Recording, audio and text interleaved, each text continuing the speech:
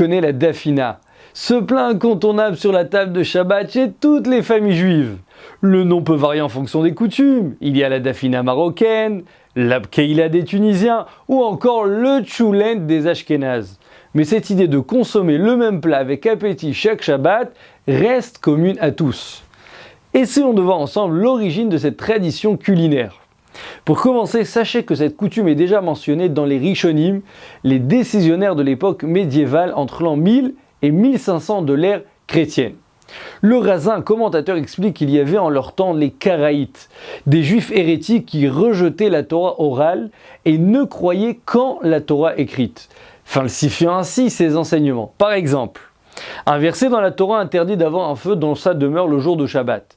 Les Karaïtes ont expliqué ce verset au sens simple en interdisant le moindre feu dans la maison.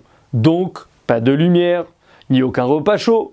Autrement dit, selon eux, il faudrait passer un Shabbat glacial. Mais évidemment, le but de la Torah n'est pas de nous faire souffrir, bien au contraire. Nos sages expliquent que cet interdit ne concerne que le fait de créer un feu pendant Shabbat, mais qu'il est tout à fait permis de profiter d'un feu allumé depuis la veille. Et donc, afin d'oublier définitivement cette mauvaise interprétation des Karaïtes, nos sages ont instauré de manger la dafina, un plat qui nécessite d'être chauffé toute la nuit, prouvant ainsi clairement que la présence d'un feu est possible durant Shabbat. Le Raza continue écrit que celui qui ne respecte pas cette tradition et qui mange seulement des plats froids le Shabbat est comparable aux Karaïtes, à Dieu ne plaise. Autre raison, la Torah ordonne de respecter et d'honorer le Shabbat. Comment l'honorer?